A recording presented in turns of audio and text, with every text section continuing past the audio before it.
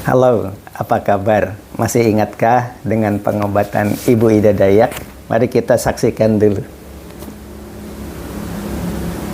Ini adalah mantra-mantra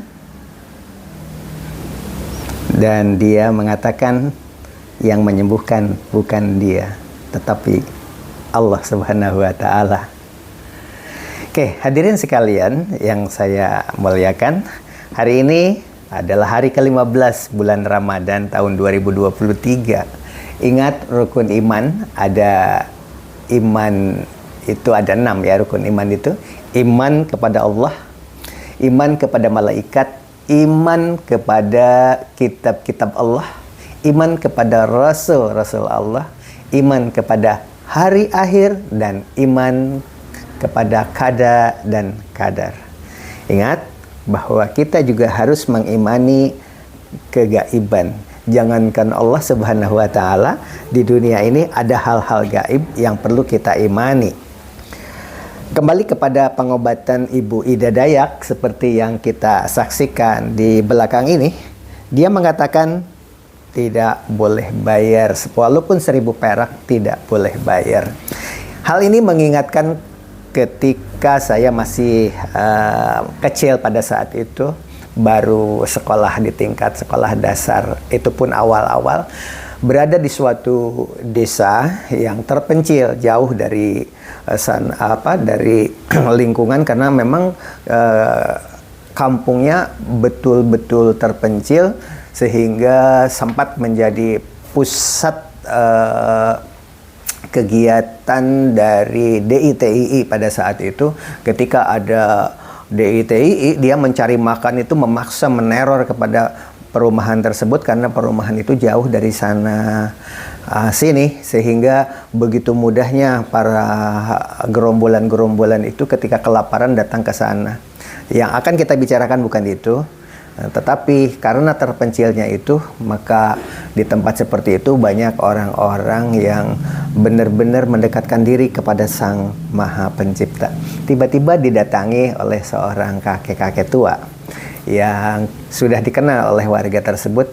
Anehnya berbicara kepada saya secara pribadi pada saat itu, apakah mau menerima ilmu pengobatan dengan syarat tidak boleh mungut uang. Benar-benar gratis. Saya sebagai anak kecil pada saat itu yang selalu berpikir, untuk apa bekerja tanpa uang? Untuk apa bekerja? Begitu polosnya pemikiran pada saat itu, kalau sekarang menyesal. Karena beliau adalah orang yang sudah sepuh dan dihormati oleh warga, tetapi tidak ada satu orang pun yang didekati. Tapi pada saat itu saya didekati, ditawari seperti itu, bicara 1 kali 2 kali, dan saya mengatakan saya tidak mau, karena saya ingin bersekolah setinggi-tingginya untuk bisa mengobati orang, untuk bermanfaat dengan cara yang lain. Tapi dia waktu itu menawarkan bagaimana cara pengobatan. Kenapa saya menolak? Pada saat itu saya tidak percaya ada hal-hal gaib. Padahal di dalam rukun iman kita wajib percaya kepada hal-hal gaib. Nah, tiba-tiba saya di kisah yang lain dipertemukan dengan makhluk yang badannya tinggi, dikerubung dengan sarung. Pada saat itu suasana terang benderang. Saya menganggap waktu itu kesiangan mau mengaji subuh di tempat pengajian bersama. Tapi anehnya, ketika orang tersebut yang saya anggap itu adalah teman saya sendiri, namanya Udin. Ternyata Udin itu dipanggil, diteriak, didorong, di apapun, tidak berkomentar apa-apa, tampak seperti canda. Di luar itu terang benderang begitu, tidak melihat yang mengakibatkan terang benderang itu apa. Saya merasa waktu itu adalah pagi hari. Rasa jengkel, setelah didorong dengan kekuatan tenaga pun tidak bergerak, dan dia selalu bertahan. Saya marah. Ya udah, saya tinggalkan begitu. Tetapi dengan rasa penasaran balik lagi. Makhluk tadi kok hilang? Saya cari, karena rumah panggung nyari ke kolong panggungnya, nyari ke pohon, di bawah pohon, di mana, ke tempat-tempat gelap. Saya cari karena tidak percaya dengan hal-hal gaib itu. Tapi di suatu tempat, ya sudah, saya tinggalkan. Di satu tempat tiba-tiba ada burung sebesar ayam, berbunyinya memekakkan telinga dan membuat merinding bulu kuduk pada saat itu. Saya tidak percaya dengan hal-hal gaib. Karena waktu itu tempat wudhu ada di satu mata air yang boleh dikatakan suatu lembah begitu. Dan itu pemandian umum dulu. Yang namanya mandi itu tidak ada kamar mandi di dalam rumah. Satu kampung itu antri kalau subuh-subuh itu pergi ke pemandian umum yang di situ ada mata airnya yang jernih itu. Setelah wudhu, melewati tempat-tempat yang tadi ada makhluk yang tidak dikenal itu, sepi, hening, tidak ada gangguan apa-apa. Sampai di pengajian, ternyata tidak ada orang, diketuk-ketuk pintu juga tidak ada yang buka. Begitu mengintip ke lubang, karena dulu bilik bambu begitu, dilihat kok tidak ada. Begitu penasaran lihat ke atas, ternyata bulan purnama, bundar sekali bulannya. Tampaknya ini tengah malam. Akhirnya saya pulang dan tidur kembali. Tidak percaya bahwa itu adalah makhluk gaib. Singkat cerita, sekian puluh tahun setelah saya kuliah, menuntaskan perkuliahan, ada cerita di tempat yang sama menemukan makhluk yang seperti itu. Ternyata itu adalah katanya makhluk gaib yang berada di lokasi tersebut. Barulah sadar bahwa makhluk gaib itu memang ada. Ingat amanat dari sesepuh di tempat kampung yang terisolir tadi, karena beliau orang tua saya itu juga bersahabat dengan makhluk-makhluk seperti itu, tetapi syarat tidak boleh minta tolong. Kata orang tua saya pada saat itu, buyut, katakanlah buyut begitu, hati-hati, tidak boleh minta tolong sama makhluk yang seperti itu. Tetapi ketika dia menawarkan, karena barang-barang bawaan dari kebun itu banyak dan ini sudah maghrib, tidak mungkin lagi keangkat, tiba-tiba bisik-bisik menyebut namanya, dah tinggalkan saja, aman gitu. Setelah pulang ke rumah, kebetulan 1 hari, 2 hari, sampai 1 minggu tidak bisa lagi ke kebun. Padahal itu barang-barang itu biasanya di pinggir jalan tuh tidak pernah lestari, apapun selalu hilang. Tapi itu beberapa hari sampai 1 minggu disimpan aja di situ, tidak ada yang mengganggu gitu. Ini ceritanya seperti itu. Kok bisa begitu kan?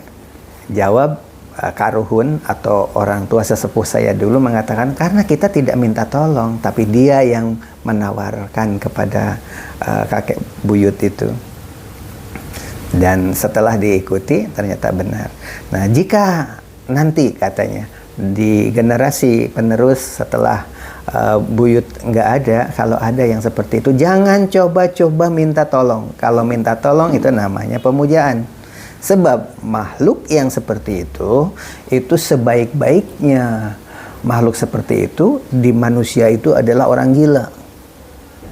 Jadi perbandingannya, orang gila di manusia itu di makhluk halus seperti itu adalah makhluk yang paling baik. Oleh sebab itu hati-hati, tidak boleh minta tolong. Kalau sudah minta tolong dia akan minta. Nanti mending kalau mintanya kopi pahit atau minta sesajen. Kalau minta yang macam-macam seperti bayi kecil darahnya minta ditumbalkan dan lain sebagainya, kan banyak. Oleh sebab itu jangan coba-coba minta, katanya begitu. Nah, kembali kepada orang sesepuh yang datang kepada saya pada saat itu, yang menawarkan itu, dia bilang tidak usah ada sesajen, tidak udah apa-apa gitu. Asal syaratnya tidak boleh minta uang. Kalau mengobatin apapun tidak boleh minta uang. Nah, kembali kepada Ibu Ida. Bu Ida tadi kan tidak boleh memberikan uang walaupun 1000 perak pun. Dan itu memang syarat. Dan sebelum mengobati tadi kan membacakan mantra-mantra untuk memanggil. Waktu diduga itulah mantra-mantra memanggil makhluk tadi. Minyak yang digunakan itu memang ada khasiatnya, tetapi di samping itu harus dibantu dengan kekuatan gaib. Ingat, di dalam agama Islam harus percaya kepada hal-hal gaib. Tetapi tidak boleh kita meminta kepada makhluk-makhluk gaib itu, sebab yang menyembuhkan itu adalah Allah. Nah, jika kita meminta kepada makhluk tersebut, itu jatuhnya musyrik. Musyrik itu tidak diterima oleh Allah. Walaupun kita bertobat, sebagaimanapun tobatnya, itu kalau musyrik ya tidak diampuni. Nah, kembali kepada Bu Ida. Bu Ida ini harus secepatnya ditangani oleh pemerintah. Kenapa? Sebab di Indonesia itu kita ingatkan peristiwa tentang Ponari. Ponari, anak kecil yang menemukan batu itu bisa ngobati dan dahsyat ya. Nah, kita lihat nih foto-foto Ponari bagi yang lupa nih ya. Ini Ponari, ini cerita-cerita tentang Ponari. Jika pemerintah tidak turun tangan, maka sering dimanfaatkan oleh oknum-oknum tertentu. Betul, yang mengobatinya tidak meminta uang, tapi nanti jangan-jangan ada manajemen khusus yang di luar yang tidak diketahui oleh orang yang memiliki kesaktian-kesaktian tadi. Tidak ada hubungan, tetapi untungnya tadi kan Ibu Ida mengatakan hanya mengobati orang-orang yang dia kehendaki. Segimana banyaknya juga orang yang datang di situ, tetapi hati nuraninya Mbak Ida Dayak tadi hanya mengobati orang-orang yang ingin dia obati, gitu kan. Jadi tidak bisa memaksakan diri sebenarnya ini, tapi dia nanti kalau pasiennya banyak itu urutannya dia yang menentukan. Mungkin itu juga bagian daripada strategi pengobatan. Banyak kiai dan alim ulama seperti Buya Yahya juga mengatakan itu adalah pengobatan itu harus ikhlas dan baik. Seperti Bu Ida Dayak ini benar-benar ikhlas ya. Dia hanya menjual minyak dan bukan dia yang menjual minyaknya. Kalau kita dengar nih videonya, nah yang menjual minyaknya adalah pembantu yang ada di sekitarnya. Jadi kalau setelah diobati pulang udah, tidak boleh memberikan apa-apa, begitu. Nah, kalau hal ini tidak dikendalikan oleh pemerintah, bisa mengakibatkan kerusuhan seperti Mpok Nari zaman dahulu ya. Berbondong-bondong, karena Indonesia itu dari Sabang sampai Merauke begitu luas, tiba-tiba berbondong-bondong. Sekarang aja Bu Ida Dayak ini datang dari mana-mana, dari Lampung, kemudian dari daerah-daerah berdatangan, padahal hanya bermodalkan informasi dari media sosial yang belum tentu kebenarannya. Nah, ini belum tentu kebenarannya. Mengapa pemerintah harus terjun? Karena orang Indonesia itu sangat percaya dengan hal-hal seperti itu, sehingga dimanfaatkan oleh para dukun yang boleh dikatakan dukun-dukunan ya. Kalau Bu Ida ini saya menilai ini adalah benar-benar tidak ada rekayasa bahwa dia mampu mengobati dengan cara non medis tadi. Tetapi kadang-kadang kita kan tahu ada peristiwa-peristiwa yang berhubungan dengan pesulap merah, kan? Apa itu ya? Itu kan sampai heboh karena apa? Ada trik-trik pemasarannya lewat trik video ya, dipublikasikan lewat YouTube sehingga banyak berbondong-bondong ke sana. Apakah itu benar pengobatannya atau tidak, kan kita belum mengetahui hasil risetnya ya. Apakah pemerintah sudah turun tangan atau belum, wallahu alam. Tapi kalau Bu Ida ini benar-benar kita saksikan dari awal mula yang tangannya bengkok, yang sampai keriting begitu diluruskan dan menjadi sembuh, dan diberi kenang-kenangan berupa ikatan di tangan dan tidak boleh bayar. Jadi mengingatkan waktu saya zaman dahulu yang tadi diceritakan, saya ditawari untuk bisa mengobati hal seperti itu, tapi kan namanya juga saya masih kecil, tidak mengerti ya.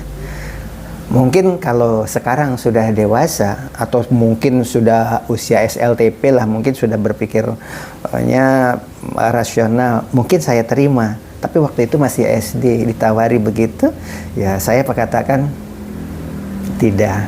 Tapi sayang, usia yang menawarinya tampaknya tidak panjang saja saat itu, dan saya tidak pernah bertemu lagi karena usianya sudah sepuh pada saat itu.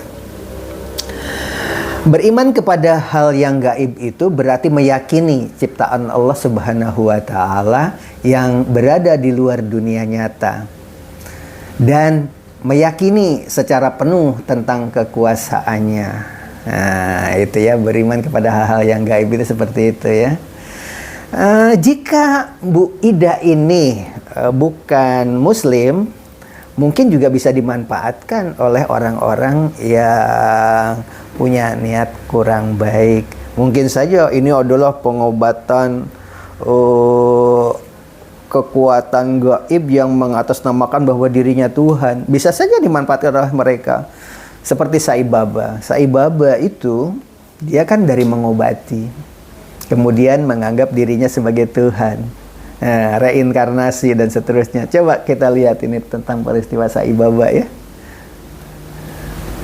Dan itu, para pejabat negara di India, orang-orang hebat percaya bahwa Sai Baba itu adalah sang pencipta katanya. Luar biasa kan? Nah, ini bahaya sebenarnya kalau Bu Ida Dayak ini tidak secepatnya dirangkul oleh pemerintah, takut ada oknum. Ya, kita tahu kan yang namanya Ahmadiyah, salah satu contoh kan, yang namanya Ahmadiyah juga tokohnya itu tidak mau menganggap dirinya sebagai nabi setelah Nabi Muhammad kan, karena nabi terakhir adalah Nabi Muhammad. Tapi rongrongan dari pihak-pihak sekitarnya itu mengangkat terus, mempengaruhi itu kan. Ghulam Ahmad Mirza itu akhirnya ya mengikuti alur atau derasnya permintaan dari sekitarnya, sehingga dia mengatakan konon dia mengakui pada akhirnya dia sebagai nabi terakhir setelah Nabi Muhammad. Itu karena desakan begitu. Ibu Ida ini orang baik, yakin dia tidak akan seperti peristiwa Sai Baba. Karena apa? Dia kan membacakan doa dulu, dan ini yang menyembuhkan bukan saya, tetapi sambil menunjuk ke atas. Coba kita tonton videonya tadi ya kan, seperti itu. Jelas Ibu Ida Dayak begitu mulia. Tetapi jika ada pihak-pihak lain yang merongrong, karena iman manusia itu kan naik turun. Ibu Ida juga manusia ya kan, yang namanya keimanan itu naik dan turun. Nah, ketika turun, kemudian ada rongrongan. Apalagi kita lihat rumahnya Bu Ida Dayak itu seperti ini kondisinya.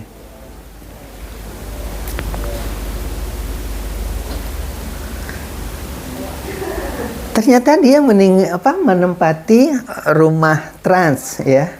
Ini bangunannya bangunan transmigrasi ya.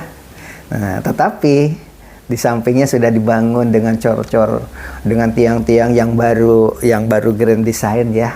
Katanya itu untuk penginapan. Nanti kalau yang berobat menginapnya di situ. Ini akan menjadi tempat wisata yang baik.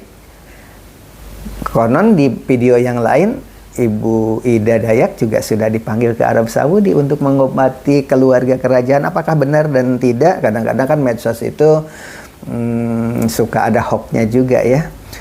Oleh sebab itu, terlepas dari benar dan tidak, karena beliau sudah ketemu juga dengan Pak Jokowi dalam video, yang paling penting bagi kita sekarang, apapun yang terjadi, jangan sampai melemahkan iman kita, justru harus mempertebal keimanan.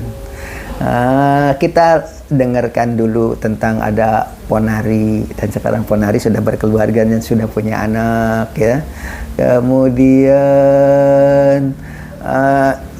kembali ke Sai Baba tadi. Sai Baba lahir dengan nama Satya Narayana Raju, dengan nama keluarga Ratnakara. Ia adalah seorang guru, orang yang mengabdikan hidupnya untuk perbaikan kemanusiaan. Sai Baba itu adalah orator, pencipta lagu, pembuat syair. Nah, ini sudah mepet-mepet ya kan? Dan filsuf India Selatan yang sering digambarkan sebagai orang suci. Ini yang berbahaya. Ada juga yang pengobatan ala-ala mukjizat gitu. Katanya padahal yang namanya mukjizat itu kan tidak bisa diulang-ulang, dipamer-pamer. Kita akan kan tidak begitu. Mukjizat itu kan hanya terbatas sekali kan. Tetapi kadang-kadang oleh oknum-oknum tertentu itu direkayasa seolah-olah pengobatan ini benar-benar restu dari Tuhan yang Maha Esa itu mempercayakan kepada dirinya untuk memamerkan kesaktian-kesaktian seperti itu sehingga dia sendiri akhirnya dipertuhankan. Nah, inilah yang berbahaya. Hadirin sekalian, itu saja barangkali. Terima kasih Anda sudah menonton channel ini.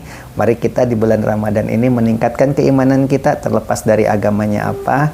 Mari kita berhati-hati dengan derasnya orang-orang yang ateis datang ke Indonesia. Itu berbahaya bagi kelangsungan negara Pancasila, karena di negara Pancasila yang pertama adalah ketuhanan yang Maha Esa. Ketika nanti orang-orang dari luar datang ke Indonesia, ternyata dia tidak mau balik karena ternyata di Indonesia itu hidupnya nyaman, tentram begitu, apalagi dibiayai oleh negara asalnya, dan dia tidak mau pulang. Yang namanya orang Indonesia banyak yang tidak punya modal, sementara dia punya modal, ya kan? Bisa menyuruh membentuk kerajaan tersendiri di dalam kelompoknya. Dan itulah yang berbahaya. Orang miskin itu kadang-kadang bisa menyembah orang-orang yang kaya raya dan dermawan. Padahal di balik itu ada maunya. Ini yang berbahaya. Oleh sebab itu hati-hati dengan derasnya kedatangan orang-orang dari luar datang ke Indonesia, khawatir mereka tidak mau balik. Apalagi sekarang KTP seumur hidup. Untuk mendapatkan KTP saja sekarang itu kadang-kadang begitu mudahnya. Kalau dulu bisa ditinjau KTP. Kalau sekarang KTP satu kali dapat ya sudah seumur hidup. Demikian, terima kasih Anda sudah menonton.